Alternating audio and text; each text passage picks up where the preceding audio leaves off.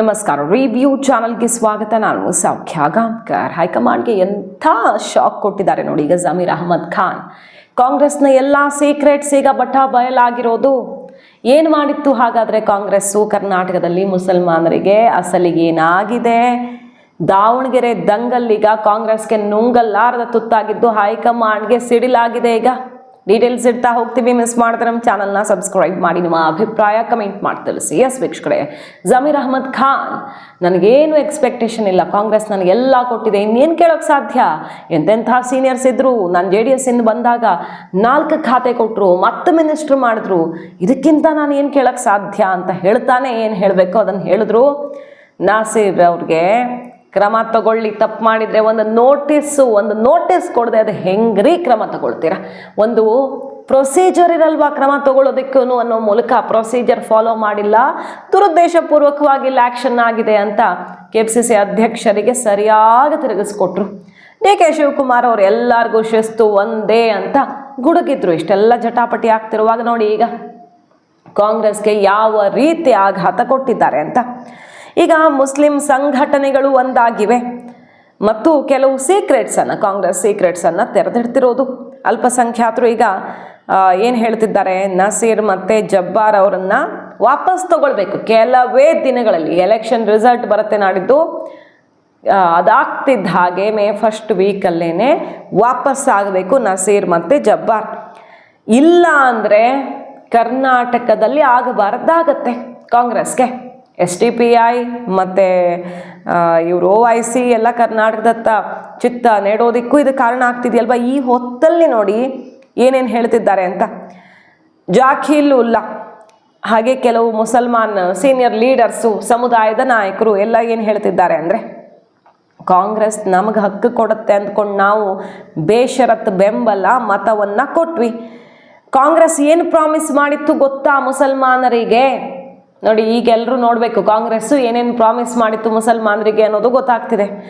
4% ಮೀಸಲಾತಿಯನ್ನು ಕಾಂಗ್ರೆಸ್ ಅಧಿಕಾರಕ್ಕೆ ಬಂದು 15 ದಿನಗಳಲ್ಲಿ ಜಾರಿಗೆ ತರ್ತೀವಿ ಅಂತ ಪ್ರಾಮಿಸ್ ಮಾಡಿತ್ತಂತೆ. ಇದೇ 4% ಮೀಸಲಾತಿ ವಿಚಾರದಲ್ಲಿ ಏನೇನು ಜಟಾಪಟಿ ಆಗಿದೆ ಕರ್ನಾಟಕ ಪಾಲಿಟಿಕ್ಸಲ್ಲಿ ಗೊತ್ತಲ್ವಾ? ಈ 4% ಮೀಸಲಾತಿಯನ್ನು 15 ದಿನದಲ್ಲಿ ಜಾರಿ ಮಾಡ್ತೀವಿ ಅಂದಿದ್ರಂತೆ ಸಿದ್ದರಾಮಯ್ಯನವರು. ಯಾಕೆ ಮಾಡಿಲ್ಲ ಇದುವರೆಗೂ ಅಂತ ಈಗ ತಿರುಗಬಿದ್ದಿರೋದು. ಅಧಿಕಾರಕ್ಕೆ ಬಂದು 3 ವರ್ಷ ಆಗಿದೆ. ಶಿವಶಂಕರಪ್ಪನವರು ಕಳೆದ ಚುನಾವಣೆಯಲ್ಲಿ ಹೇಳಿದ್ರು ಕೊನೆ ಚುನಾವಣೆ ಅಂತ, ಟಿಕೆಟು ಕೊಡಲಿಲ್ಲ. 85% ಮುಸ್ಲಿಮ್ರು ಇರೋ ಕ್ಷೇತ್ರದಲ್ಲಿ ನಮಗೆ ಟಿಕೆಟ್ ಕೊಡಲಿಲ್ಲ. ಮತ್ತು ಅದ್ರ ಜೊತೆಗೆ ಈಗ ಅವ್ರ ಮೇಲೆ ಆ್ಯಕ್ಷನ್ ಬೇರೆ ಆಗಿದೆ.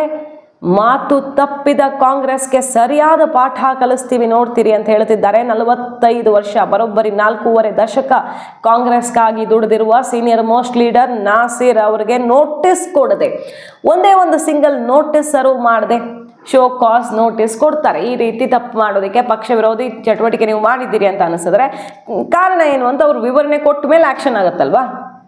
ಆ ರೀತಿ ಒಂದು ಸಣ್ಣ ನೋಟಿಸ್ ಕೂಡ ಕೊಡದೆ ಕ್ರಮ ಕೈಗೊಂಡಿದ್ದೀರಿ. 60 MLAಗಳು ನೆನಪಿರಲಿ ಕಾಂಗ್ರೆಸ್ಗೆ. ನೋಡಿ ಎಂಥ ಮೆಸೇಜ್ ಕೊಟ್ಟಿರೋದು ಜಮೀರ್ ಟೀಮ್.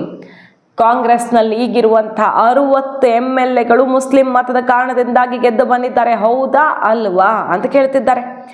ಲಿಂಗಾಯತರಲ್ಲಾದರೆ ನೀವು ದೊಡ್ಡ ಸಂಖ್ಯೆಯಲ್ಲಿ ಮಂತ್ರಿ ಮಾಡಿದ್ರ, ಆದರೆ 14% ಇರುವಂಥ ಮುಸ್ಲಿಮರಿಗೆ 2 ಮಾತ್ರ ಮಂತ್ರಿ ಮಾಡಲಾಗಿದೆ. ಕರ್ನಾಟಕ ಕಾಂಗ್ರೆಸ್ಗೆ ಎಂಥ ಪಾಠ ಇದೆ ನೋಡಿ ಮುಂದಿನ ಚುನಾವಣೆಯಲ್ಲಿ ಅನ್ನೋದನ್ನು ಡೈರೆಕ್ಟ್ ಆಗಿ ಈಗ ಹೇಳ್ತಿದ್ದಾರೆ. ಕಾಂಗ್ರೆಸ್ ನಡೆದುಕೊಳ್ಳೋ ರೀತಿಯಿಂದ BJPಗೆ ಅನುಕೂಲ ಆಗೋದು ಗ್ಯಾರಂಟಿ. ಏನಾಗತ್ತೆ ನೋಡ್ತಾ ಇರಿ ಮುಂದಿನ ಚುನಾವಣೆಯಲ್ಲಿ ಅಂತ ತಪ್ಪು ತಿದ್ದುಕೊಳ್ಳೋದಕ್ಕೆ ಒಂದು ಆಪ್ಷನ್ ಕೊಡ್ತಿದ್ದಾರೆ. ಜಮೀರ್ ಅಹಮದ್ ಖಾನ್ ವಿರುದ್ಧ ಆ್ಯಕ್ಷನ್ ಆಗಬಾರ್ದು, ಆ್ಯಕ್ಷನ್ ಆಗಿರೋ ಜಬ್ಬಾರ್ ಮತ್ತು ನಾಸೀರ್ ವಿರುದ್ಧ ಏನಾಗಿದೆಯೋ ಅದನ್ನು ಕ್ಯಾನ್ಸಲ್ ಮಾಡಿ ಅವ್ರನ್ನ ಪಕ್ಷಕ್ಕೆ ತಗೊಳ್ಬೇಕು. ಸೊ ಅದೇ ರೀತಿಯಲ್ಲಿ ಈಗ ಕಾಂಗ್ರೆಸ್ ಹೈಕಮಾಂಡನ್ನೇ ನಡುಗಿಸ್ತಾ ಇದೆ ಮುಸ್ಲಿಂ ಪಡೆ ಕರ್ನಾಟಕದಲ್ಲಿ ಅನ್ನೋದು ವೆರಿ ಇಂಟ್ರೆಸ್ಟಿಂಗ್ ಡೆವಲಪ್ಮೆಂಟ್. ಈಗ ಅಬ್ದುಲ್ ರಜಾಕ್ ಅವ್ರು ಏನು ಹೇಳ್ತಿದ್ದಾರೆ ನೋಡಿ, ಚುನಾವಣೆಗೆ ಬರೋ ಮೊದಲು ಒಂಥರ ಮಾತಾಡ್ತಾರೆ, ನಾವೆಲ್ಲ ಹಳೇ ಕಾಲದಿಂದ ಕಾಂಗ್ರೆಸ್ಗೆ ನಮ್ಮ ಇಡೀ ಫ್ಯಾಮಿಲಿ ಓಟ್ ಹಾಕ್ಕೊಂಡು ಬಂದವರು, ಆದರೆ ಇದುವರೆಗೆ ಏನಾಗಿದೆ ಮುಸಲ್ಮಾನರಿಗೆ ಹಾಗಾದರೆ ಅನ್ನೋ ಪ್ರಶ್ನೆಯನ್ನು ಮಾಡ್ತಿದ್ದಾರೆ. 5 ಗ್ಯಾರಂಟಿಯಿಂದ ಕಾಂಗ್ರೆಸ್ ಬಹುಮತ ಗಳಿಸಿಲ್ಲ. ನೆನಪಿರಲಿ, 2023ರಲ್ಲಿ 38% BJP ವೋಟ್ ಶೇರ್ ಇತ್ತು. ಕಾಂಗ್ರೆಸ್ ಹೈಕಮಾಂಡ್ ಮಸೀದಿ ಮೂಲಕ ಒಂದು ಮಾತು ಹೇಳಿಸತ್ತೆ ಅನ್ನೋದನ್ನ ನೆನಪು ಮಾಡ್ತಿದ್ದಾರೆ ಅವರು. ಮಸೀದಿಯಲ್ಲಿ ಕಾಂಗ್ರೆಸ್ಗೆ ಮತ ಕೊಡೋದಕ್ಕೆ ಹೇಳಿಸಿದ್ರು. ಮುಸ್ಲಿಂ ಮತದಾರರನ್ನ ಹುಡುಕ್ಸಿ ಕರೆದು 92% ಮುಸ್ಲಿಮರು ಮತದಾನ ಮಾಡಿದ್ದಾರೆ. ಸೊ ಇದು ಗ್ಯಾರಂಟಿಯಿಂದ ಬಂದು ಓಟಲ್ಲ, ನೆನಪಿಟ್ಕೊಳ್ಳಿ. JDSಗೆ ಹೋಗ್ತಿದ್ದ ಮುಸ್ಲಿಂ ಮತಗಳು ಕೂಡ ಕಾಂಗ್ರೆಸ್ಗೆ ಬರೋ ರೀತಿಯಲ್ಲಿ ಅನೌನ್ಸ್ಮೆಂಟು ಭರ್ಜರಿ ತಯಾರಿಗಳಾಗಿತ್ತಂತೆ. ಅದರಿಂದ ಆಗಿದ್ದು ಕಾಂಗ್ರೆಸ್ಸು ಏನೇನು ಮಾತು ಕೊಡ್ತು, 4% ರಿಸರ್ವೇಷನು 15 ದಿನದಲ್ಲಿ ಕೊಡ್ತೀವಿ, ಮತ್ತೆ ಹಿಜಾಬ್ ವಾಪಸ್ ಕೊಡಿಸ್ತೀವಿ ಅಂತ ಹೇಳಿದ್ರು. ಅದು ಕೇಸ್ ನಡೀತಿದೆ, ಅದು ಮಾಡೋಕ್ಕಾಗಿಲ್ಲ ಇವ್ರ ಹತ್ರ. 14 ವರ್ಷ ಮೇಲ್ಪಟ್ಟ ಪ್ರಾಣಿ ವಧೆ ಮಾಡೋದಕ್ಕೆ ಅವಕಾಶ ಕೊಡಿಸ್ತೀವಿ ಅಂತ ಹೇಳಿದ್ರು, ಅದನ್ನೂ ಮಾಡಿಕೊಟ್ಟಿಲ್ಲ ಅಂತ ಈಗ ಮುಸ್ಲಿಮರು ಎಲ್ಲ ಸೀಕ್ರೆಟ್ ಏನೇನು ಪ್ರಾಮಿಸ್ ಮಾಡಿದ್ರು ಸಿದ್ದರಾಮಯ್ಯನವರು ಮುಸ್ಲಿಮರಿಗೆ, ಕಾಂಗ್ರೆಸ್ ಏನೇನು ಭಾಷೆ ಕೊಟ್ಟು 92% ಮುಸ್ಲಿಂ ಮತಗಳನ್ನು ಪಡೀತು ಅನ್ನೋದೆಲ್ಲ ಅದು ಹೊರಗಡೆ ಬರ್ತಿದೆ ನೋಡಿ. ಯಾವುದು ಮಾಡಿಲ್ಲ.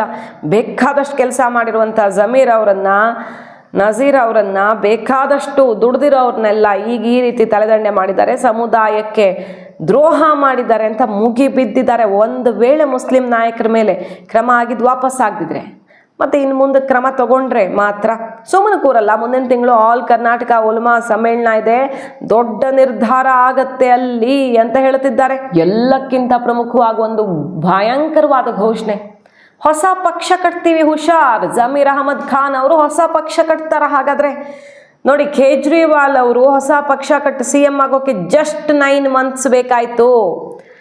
ನಮ್ಮ ಕೈಲಿ ಇನ್ನೂ 2 ವರ್ಷ ಇದೆ, ನೆನಪಿರ್ಲಿ. ಅಂದ್ರೆ 2 ವರ್ಷ ಇದೆ. ಇಲ್ಲಿ ಹೊಸ ಪಕ್ಷ ಕಟ್ಟಿದ್ರೆ ಏನಾಗಬಹುದು ಕಾಂಗ್ರೆಸ್ನ ಕಥೆ?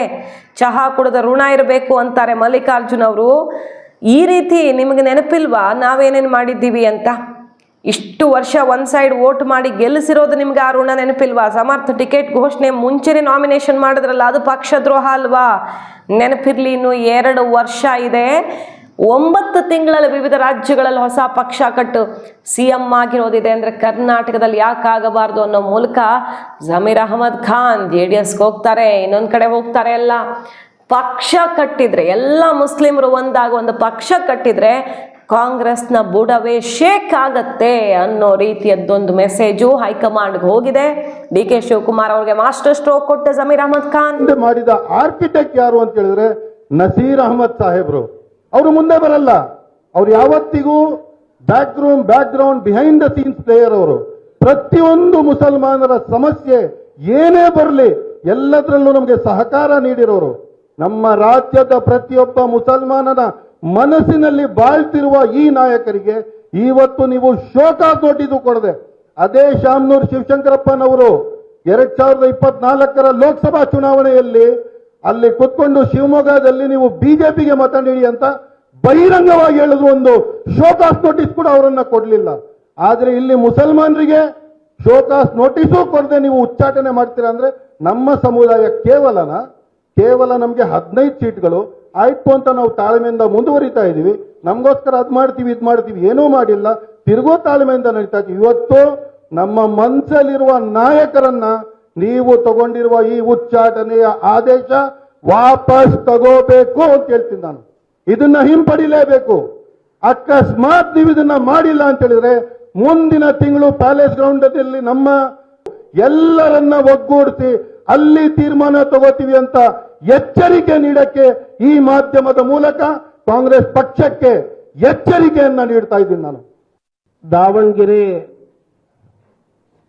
ಎಲೆಕ್ಷನ್ ಬೈ ಎಲೆಕ್ಷನ್ ನಲ್ಲಿ ಎಲ್ಲರಿಂದ ಮನವಿ ಮತ್ತು ಎಚ್ಚರಿಕೆ ಎಲ್ಲ ನಾವು ಸರ್ಕಾರಕ್ಕೆ ಮತ್ತು ಕಾಂಗ್ರೆಸ್ಸಿನ ಅಧ್ಯಕ್ಷರಿಗೆ ಹೈಕಮಾಂಡ್ಗೆ ಎಲ್ಲರಿಗೆ ಎಚ್ಚರಿಕೆ ಕೊಡೋದು ಏನೆಂದರೆ, ನಮ್ಮ ಹಿರಿಯ ನಾಗರಿಕರು, ಹಿರಿಯ ಅಬ್ದುಲ್ ಜಬ್ಬಾರ್ MLC ಸಾಹಬರವರು ಹಾಗೆ ನಸೀರ್ ಅಹಮದ್ ಸಾಹಬರು ಇವ್ರಿಗೆ ಗುರಿ ಮಾಡಿ ಇವ್ರಿಗೆ ಮೂಲೆ ಸೇರಿಸುವಂತ ಕೆಲಸ ಮಾಡಿರುವುದು ನಮ್ಮ ಮುಸ್ಲಿಂ ಸಮುದಾಯದಕ್ಕೆ ತುಂಬಾ ಧಕ್ಕ ಬಂದಿದೆ, ತುಂಬಾ ಬೇಸರ ಆಗಿದೆ.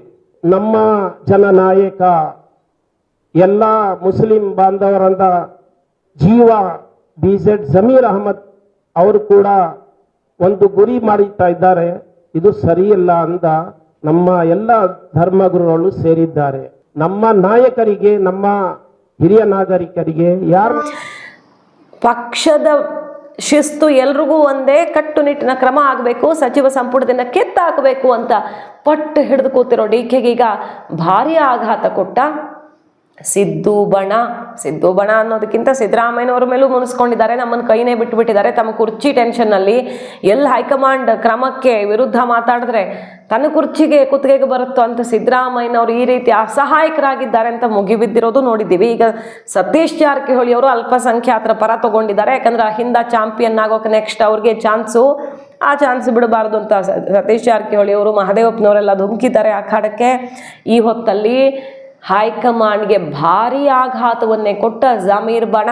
ಮಾಹಿತಿ ಇಷ್ಟ ಆಗಿದ್ರೆ ಮಿಸ್ ಮಾಡಿದ್ರೆ ನಮ್ಮ ಚಾನಲ್ನ ಸಬ್ಸ್ಕ್ರೈಬ್ ಮಾಡಿ, ನಿಮ್ಮ ಅಭಿಪ್ರಾಯ ಕಮೆಂಟ್ ಮಾಡಿ ತಿಳಿಸಿ. Thank you.